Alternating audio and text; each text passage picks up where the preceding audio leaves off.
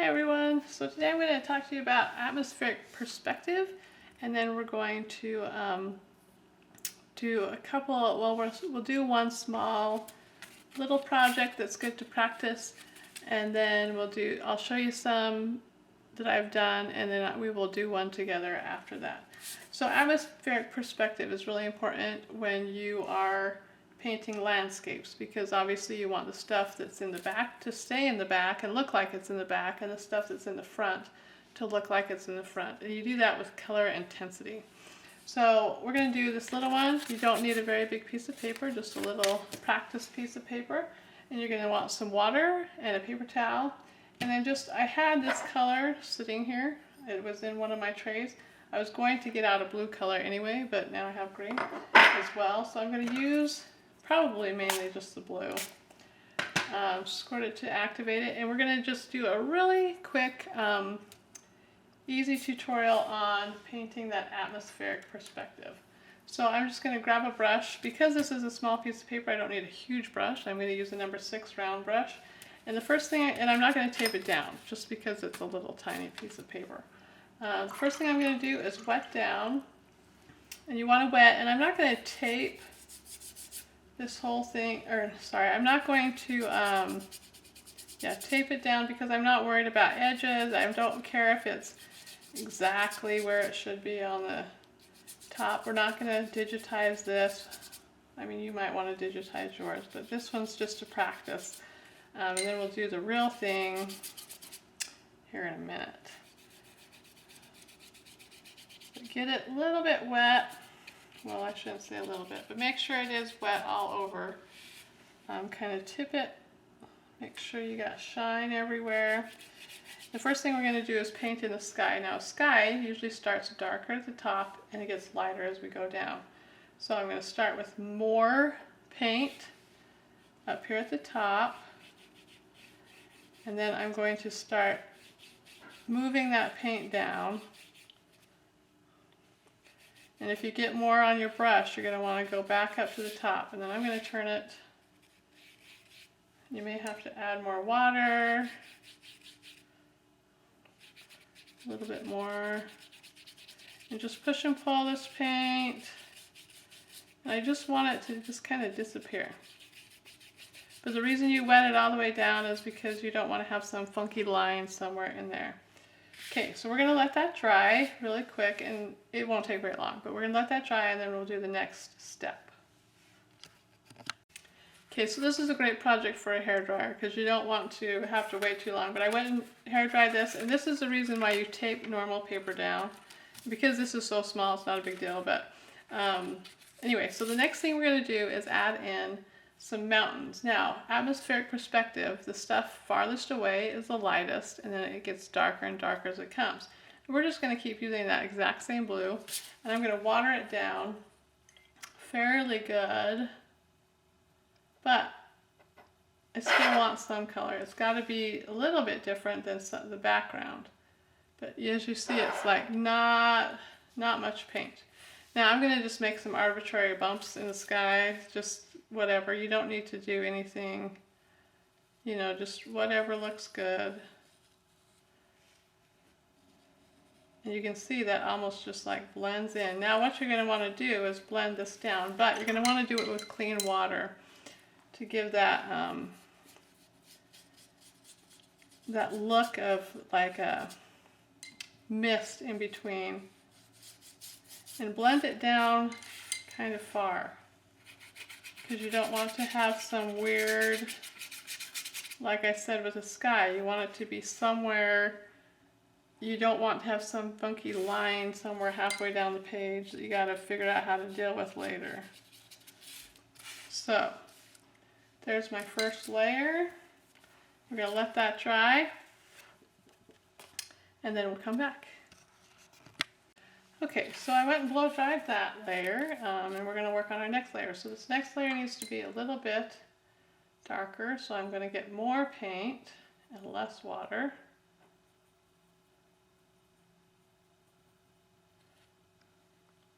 And again, I'm going to drop this down in front, and however you want to do it, you know, it can be whatever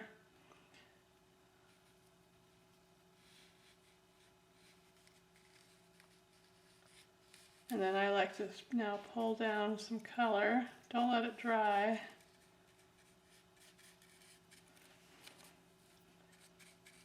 That funky hard edge, and then you're going to get some water. And again, pull it down. That one edge might have dried a little bit. I'm going to bring a little bit more color down into there. But again, you're going to pull it way down here. You don't want that edge to dry really hard.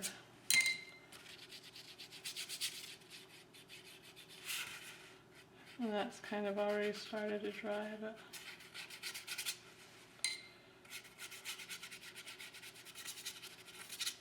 okay, we're going to let that dry. I'm going to just fix that edge there. Let that dry, and then we'll move on to the next layer. Okay, so now that one's dry, we're going to do the last layer, and obviously this one you're going to want to be quite a bit darker than the last one. And if you want to vary the color at this point, you can do that too. But again, just adding in whatever looks fun. And then this one you're going to kind of want to, depending on what you're doing, keep it coming down farther. And if it's just to practice, you might want to end it there. But again, you don't want a hard edge there. So we're going to scrub in some water. And there you have some atmospheric perspective. So it makes it look like that back one is furthest away, and then it's a lot darker and darker. I did a couple other ones, so this one I really like. Sorry, I probably showed you that one way off camera. So this one has some purple in it, and then a little bit of green in the front. This one actually has different color mountains. I like them all. This is with the same color is the easiest one to start with. But then, like I said, do several so that you can practice that. And I'll show you some of the paintings that I have painted using atmospheric perspective. So this one I really like. It's just sand, but it's got the lighter mountains in the background, and then the lighter sand dunes in the background as well. And then this one, now this one is a much closer one, so you've got your light yellow, and you've got your icicles hanging off, a roof or something. And then you've got the trees back here that are farther back, and so they're a lighter orangey color. And then you've got the darker, but this isn't super dark by comparison to the icicles because it is still farther away. This is one of my favorite things to do sometimes. It's just trees, and we start with the base color, same as we did with the other the other paintings, and just get it down lighter and lighter. This one I started with a pink and went to kind of an orange, and then you just start adding in the other things, the trees and things. This is one of the first ones I ever did, and I actually did this background a long time ago, and then later I just thought, well, I'll just keep it. Someday I might want to do something with it. And so now this is what we're going to do today. You can drop in a background on anything, and you see that those are different colors. And then you can put something in the foreground that's fun. So this is really an Alaskan-y type foreground because that's where I live now, and I really love it. I love the mountains in the background. I love the flowers in the front. I like the contrast of the whole thing. And so that was fun. But today I was going to show you, so I'm from southern Utah. I really love arches, and so this is a painting. This is just a sketch. We're going to actually do the real painting here in a minute, but there's a couple things I didn't like. I wanted this to be lighter. I wanted this to be a different color than brown, and this to be a lighter orange color so that they are back. Because as you say, this one doesn't look like it's back any farther than this one. So I'm going to change it up a little bit, but this is kind of the sketch that I did ahead of time, just to see what I wanted, just to see the colors I liked, and that kind of thing. So there's a lot of things you can do with the atmospheric perspective. So I'm going to show you what I have. So first off, let me pull this off the wall, and I'll put it back. This is one of several reference photos that I pulled off Pixabay, and then my daughter had several as well. But I liked the colors on this one. I didn't like some of the other things. I'm going to cut this off here. These mountains are not going to be that color per se, and like I said, I'm going to change the color of some of these mountains, but that's kind of artistic licensure, I guess you could say. So the first thing I did, let me stick that back up on my wall. I always put my pictures on my wall. Anyway, the first thing I did was draw a sketch. And I will include this sketch on my website, so you can download that if you want to. You can make it as big as it is. Like I said, I'm going to cut it off about right there just because of the piece of paper that I have. And then once I made the sketch, I made a copy of it so that I could scribble on the back and then transfer it to my canvas. And my canvas, let me move stuff here, is here. And you probably can't see the pencil lines on there, but I've got the paper taped down to a board, and this is just a regular piece of cardboard. On one of my videos, Stretching Paper, I talk about just making a really simple, it's covered in tape, packing tape, so that the water doesn't permeate the cardboard, as well as the tape peels off really easily. So anyway, so I got my paper here and I have it prepped. So the first thing that we're going to do, okay, I'm going to move this. Let me show you the colors that I'm going to use. You don't have to use the same colors, but this is what I've got. Maybe like something somewhat similar. I'm going to start with Windsor Blue. This is for the sky, and it's also to make a purpley color because there is some purple in some of these things. So I'm going to use that along with the permanent rose to make some of the purple colors, and there is some pink that I'll use in various places throughout the painting anyway. I like the two even just individually for pops of color. Even in the rocks there's other colors. And then I have a yellow ochre, and there's a lot of yellow in the rocks around. And then I do have a sap green. I don't have a ton of it, and I don't know, I may put a little bit of green somewhere in the background. There's a little bit of green on the mountains, but not a lot.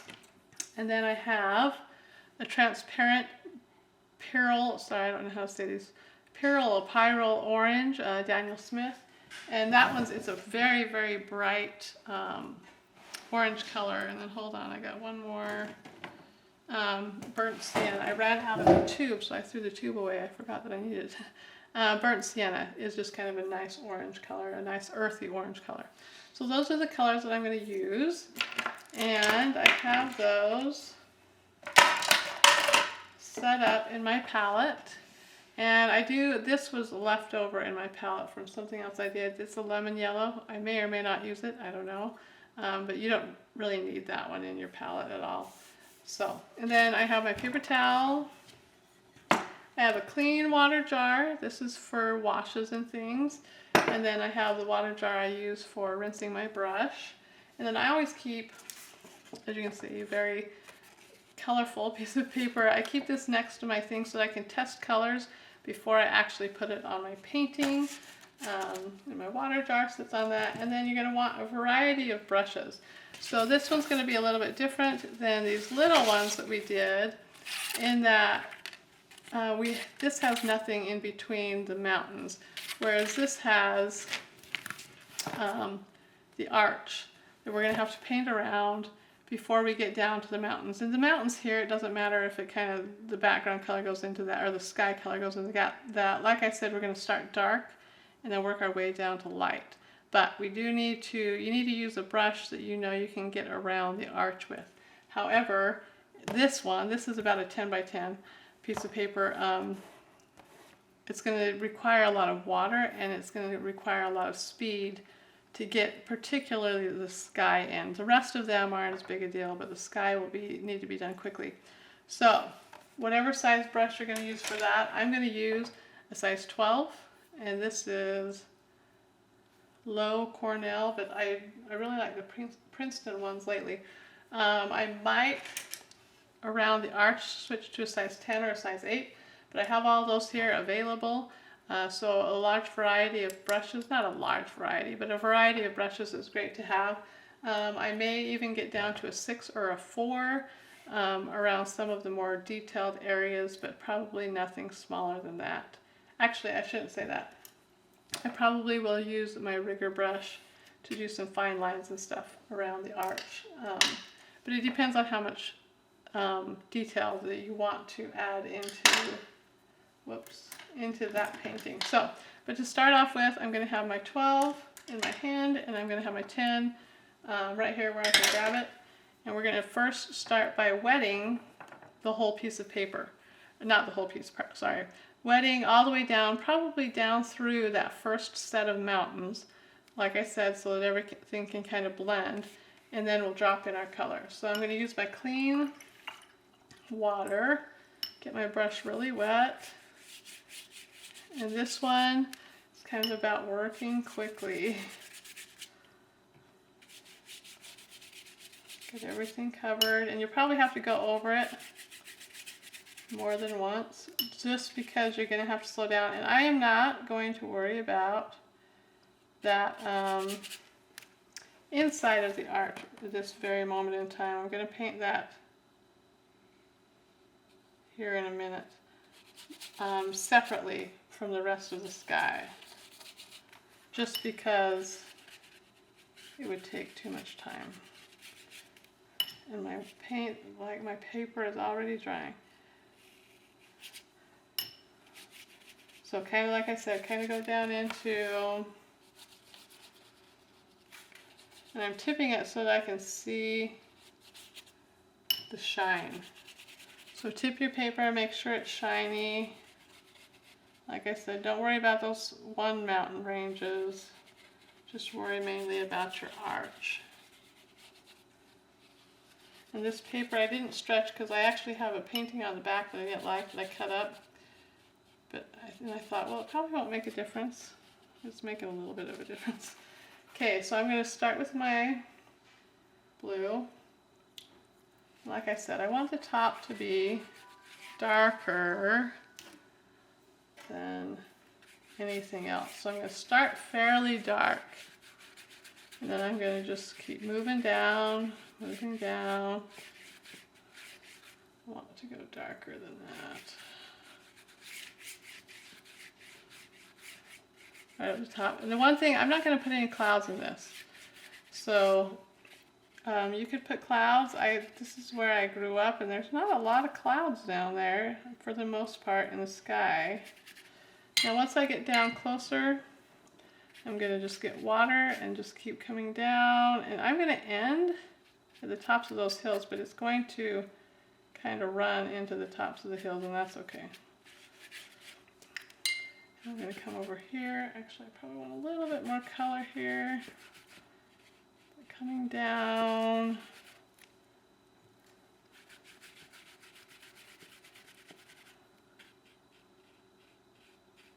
Come around that arch. And I'm going to paint the tops of the hills, but like I said, it's wet, so it can run down into there, and that's still a little bit dark. And this side is darker than that side, so I might push the paint up just a little bit.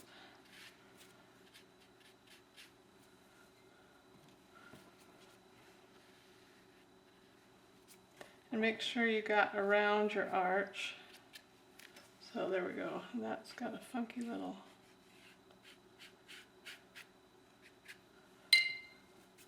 And anything like that right there is super dark. Okay, so we are going to let that dry. Probably. I am going to stop messing here in just a second. And when you do paint skies, make sure your lines are horizontal. You don't want your lines coming up like this because it creates a funky look to your sky. The sky is usually fairly horizontal. So we're going to let that dry, and then we will move on. Actually, let's do the inside of that. Sorry. So the inside of this arch.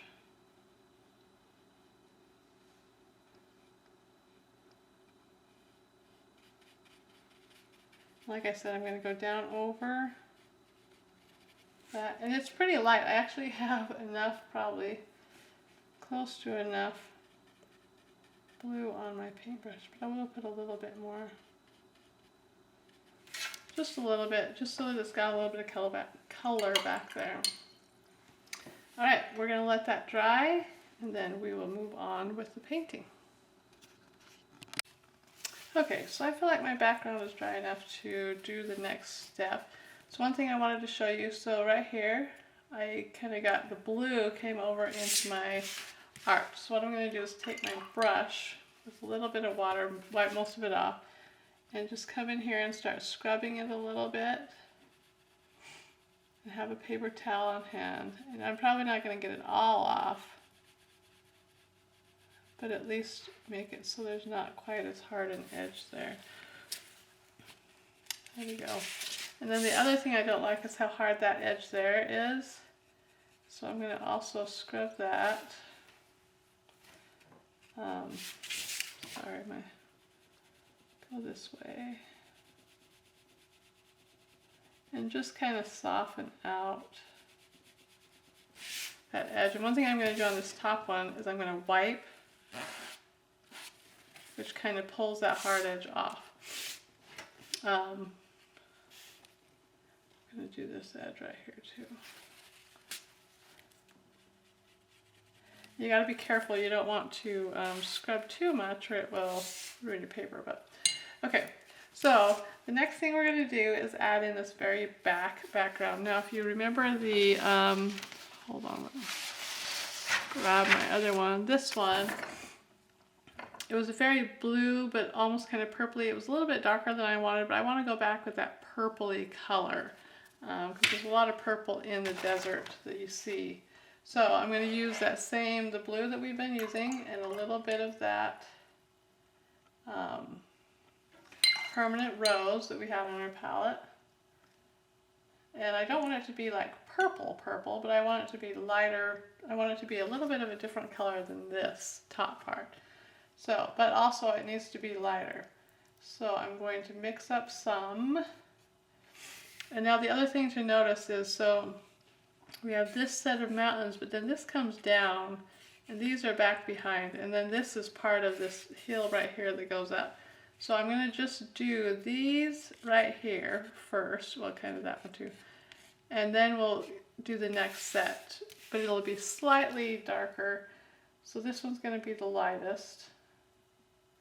And like I said, I have this other piece of paper to test on, so you're going to want to test. That's a lot of water on that brush. You're going to want to test it on something. And then this, I'm going to be a little bit more particular with where it hits. I'm not going to run it into the mountain range in front of it like I did with that sky color. And again, just a light, and go around your edges. And then same thing with this back here. And then this, actually, it's kind of a funky edge there. It goes in and then comes out, but it's okay if you don't get it all perfect.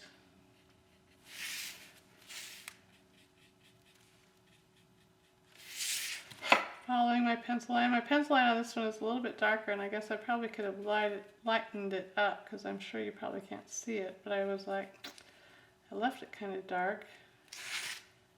Darker than I would like it to be, but that's okay.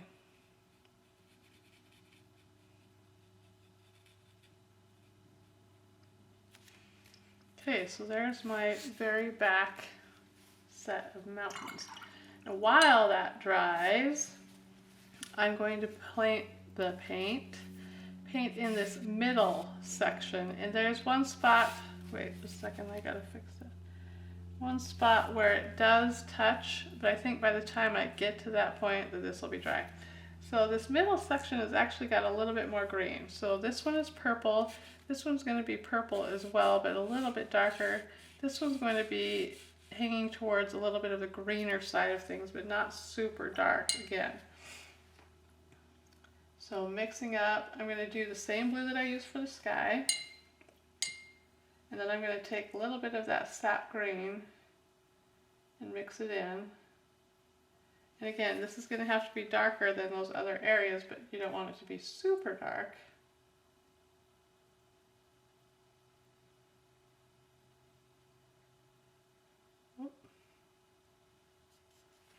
And actually I might put in some of that yellow ochre because it's turning like, looks like watercolor green, not like green.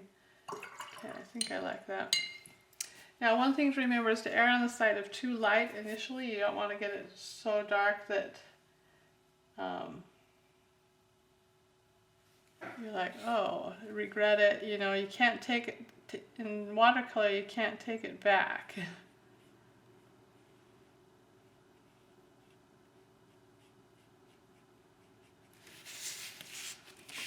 Don't go all the way there.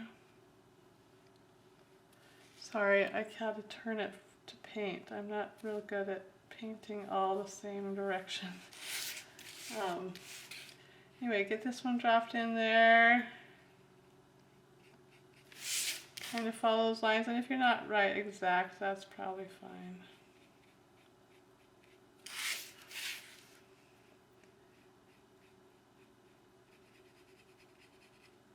At this point in time, you're really just like coloring in like you would with markers or crayons.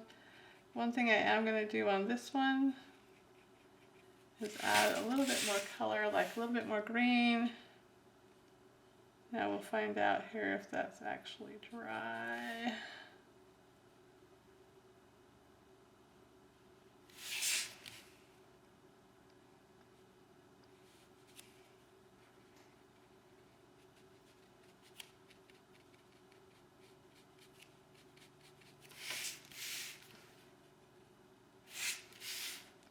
Whoops, don't stick your hand in the paint, it's wet still.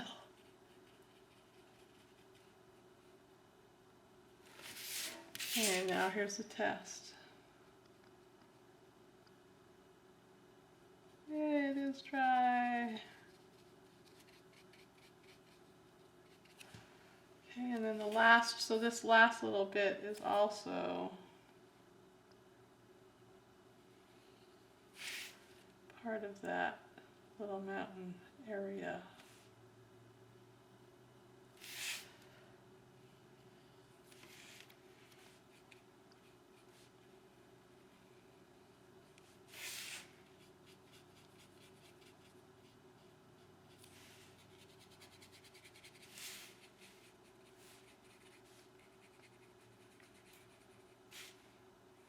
All the way up to that edge, and make sure like there's a little divot there, the little divot there, and then I didn't get all the way over there, so you're matching up. So there's a little bit of a different color.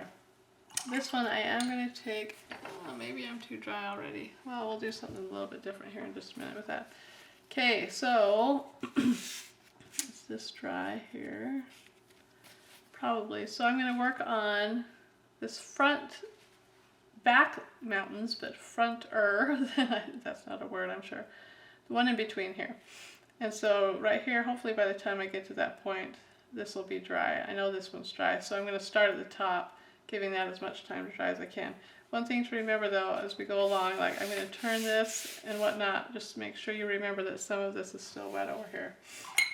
So I'm going to use the same colors, that blue and pink, to make that light purple, but I'm going to, it's going to be a little bit more blue than the very, very back one, and a little bit darker.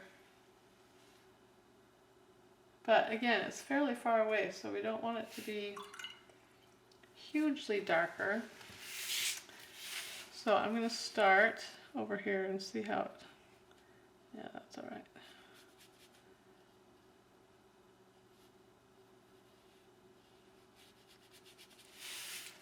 Actually, that, I don't know. It's all right, but I would like it. I'm going to add more water here because I think it's still a little bit too dark for what I'm looking for here. Again, go right up to that edge, and it is dry. And if you get lighter at the edge, that's okay. You know, like down towards the bottom, it's like the sky, it's gonna get lighter. And like you saw in our stuff, the atmospheric perspective, you want that separation between the two.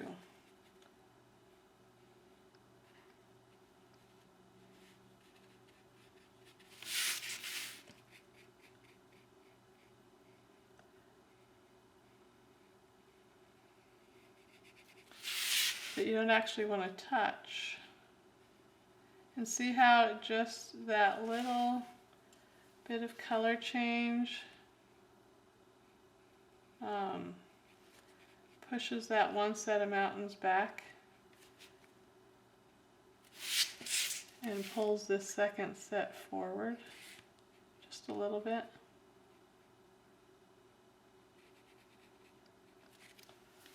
And then hopefully this other side is drying out. Looks like it's pretty good.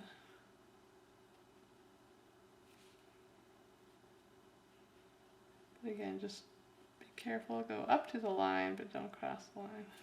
And if you do cross the line, like some of those have a little dark edge, I'll show you what you can do with those in just a minute. Well, probably a little later, because you want it to be fully dry. That one got a little dark. So pull some of that out. Okay, so you see how it pushes these way back, and these come a little farther forward, and then this green is a little farther forward. And then the last one that's back is this, there's like an edge on the cliff. And so this is another wall of rock, but it's further back than this front edge. This one's going to be kind of that orangey red color, but it's going to be fairly light. So let me mix some of that up. I'm going to use mainly the burnt sienna, and then a little bit of the pink to kind of lighten it up, mostly burnt sienna.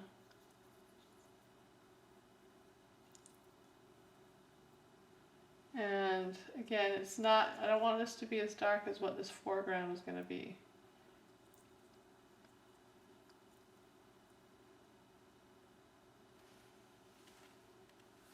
Okay, that should be okay. I think it's dry. Okay, and then this, if you see, there's a little bit of line here. So this is going to come up and over. Now this one too, we're going to add a little bit more detail. So I want to paint this fairly quickly because we want to add in some shadowy colors, a little bit darker colors.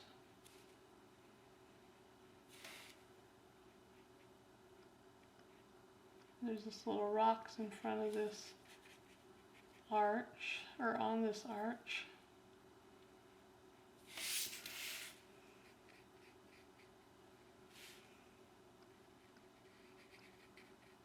Okay, I'm not going to go on to the next one yet. I'm going to take some plain orange, kind of drop that in there, drop that in there.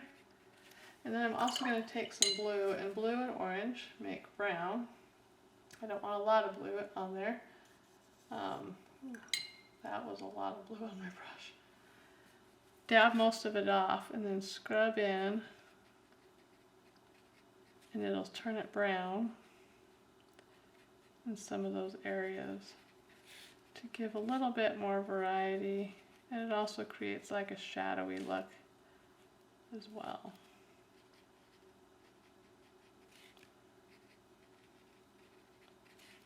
And it'll just give the whole background a little bit of a mottled look.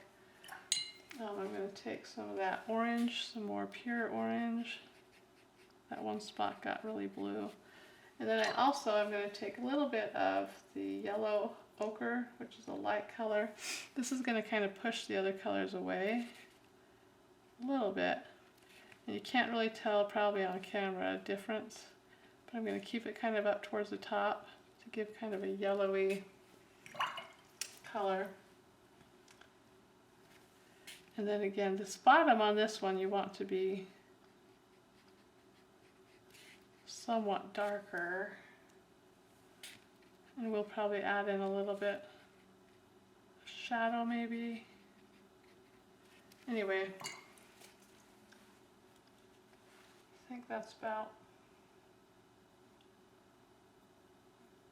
what I'm looking for. I'm going to mix up just a little bit of blue and orange together to make this really gray color. And drop that in here and there. Again, we don't want a lot of detail in this, but just, and then just kind of blend it out here and there, because I don't want really defined edges where it's bled out, but I need some more dark in there.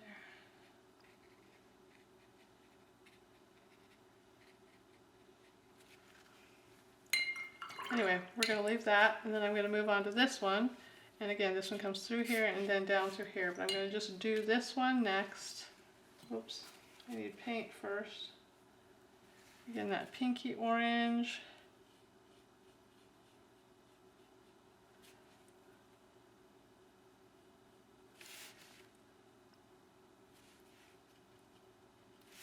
And don't let it dry on you.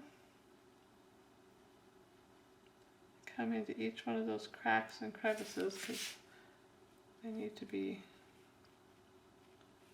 in there. In this background, we want to have some detail, but not a lot, because the background is not what we're focused on. But we don't want it just a flat color either. That's, I mean, there is atmospheric perspective there, but okay, now I'm going to add that. I'll start with my darks here. Get some shadows in there. Get my lighter orange, or my burnt sienna.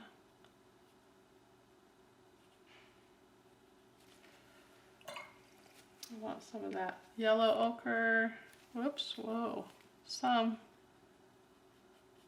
Not quite that much, but that's okay. Add in some more of that orange. And then I want some of that just blue to kind of mix in. Might have gotten too much there.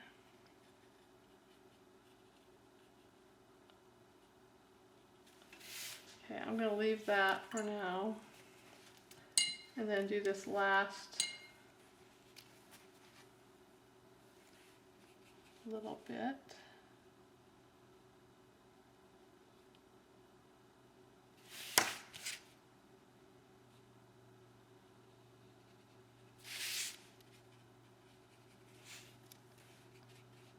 Thank goodness, because I am just about out of that color. Okay, and then this fall there's going to be a lot more dark. There's more of a shadow. Down through here. And then we'll do some of that yellow up in this. My goodness, I keep getting like a ton of that yellow. I want to do a little bit of that over in here. Get my red, or sorry, my burnt sienna. Throw that in here. Every few places, and then again that blue to mix in. Make kind of a brown color. I kind of want to do, so I'm going to let this dry just a little bit and add some dark, because there is a fair amount of shadow down in here, but it's got to be more dry than it is.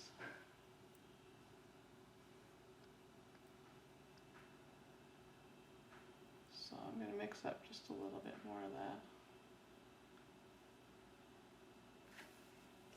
wipe a lot of it off and then drop, well, I wiped too much off there. Drop that in, and again, there's quite a shadow over here. We'll put in a little shadow up there. I think we're going to call that good for the background. Okay, I'm going to let this all dry because the next thing we're going to do is the arch and this, our base color, but I need all of that along there to be dry. So I'm going to let that dry for a minute.